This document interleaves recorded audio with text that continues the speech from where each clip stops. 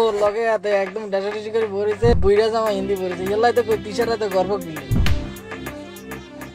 উপদেষ্টা ফারুকীকে নিয়ে সমালোচনার ঝড়। মুস্তাফা সরোয়ার ফারুকীকে উপদেষ্টা পদ থেকে অপসারণের দাবিতে বিক্ষোভ মিছিল করেছেন বিভিন্ন বিশ্ববিদ্যালয়ের শিক্ষার্থীরা। ক্ষোভ প্রকাশ করেছেন বিভিন্ন শ্রেণী পেশার মানুষ। জুলাই গণ অভ্যুত্থানের সঙ্গে জড়িত বিভিন্ন জনের অভিযোগ, মোস্তফা সরোয়ার ফারুকীকে উপদেষ্টা করার গণ অভ্যুত্থানের স্পিরিটের সঙ্গে বিশ্বাসঘাতকতা করা হয়েছে। আসলে তাকে নিয়ে মানুষের ক্ষোভের কারণ কি? অনুসন্ধানে জানা গেছে, মোস্তফা সরোয়ার ফারুকী বিভিন্ন সময় তার লেখায় ও ফেসবুক পোস্টে বঙ্গবন্ধু শেখ মুজিবুর রহমান ও শেখ হাসিনার প্রশংসা করেছেন, যার ফলে গত 15 বছর প্রিয়ভাজন ব্যক্তিত্ব ছিলেন আওয়ামী লীগ সরকারের। এই সুবাদে সরকারের বিভিন্ন সুবিধাও গ্রহণ করেছেন তিনি।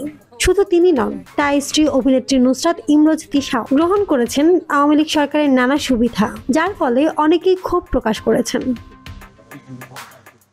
জানা যায়, নিজেকে বঙ্গবন্ধুর ভক্ত হিসেবে বিভিন্ন লেখায় তুলে ধরেছেন মোস্তফা সরোয়ার ফারুকী। প্রথম আলো পত্রিকায় এক সাক্ষাৎকারে তাকে তার সবচেয়ে প্রিয় একটি বইয়ের কথা জিজ্ঞেস করা হয়েছিল। তিনি শেখ মুজিবুর রহমানের অসমাপ্ত আত্মজীবনী বইয়ের কথা উল্লেখ করেছিলেন।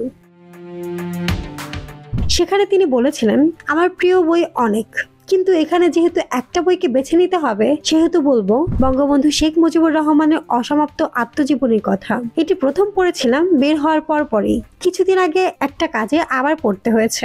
বইটি আমার খুবই প্রিয়, কারণ এটি আমার নিজেকে চিনতে সাহায্য করেছে।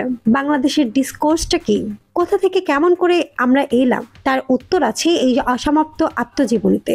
আর এই বইয়ের সবচেয়ে বড় শক্তি হলো বঙ্গবন্ধুর ভরিতাহীন বর্ণনা। এছাড়াও বিভিন্ন লেখায়, বক্তব্যে, ফেসবুক পোস্টে বঙ্গবন্ধু শেখ মুজিবুর রহমানকে নিয়ে নিজের মুগ্ধতার কথা প্রকাশ করেছেন মোস্তফা সরোয়ার ফারুকী। শেখ হাসিনাকে নিয়েও অসংখ্যবার বিভিন্ন লেখায়, বক্তব্যে, ফেসবুক পোস্টে প্রশংসা করেছেন ফারুকী। লিখেছেন শেখ হাসিনাকে নিয়েও। শেখ হাসিনার লেখা শেখ ফজিলাতুন্নেসা আমার মা শিরোনামে লেখার প্রশংসা করে তিনি রিভিউ পোস্ট করেছেন।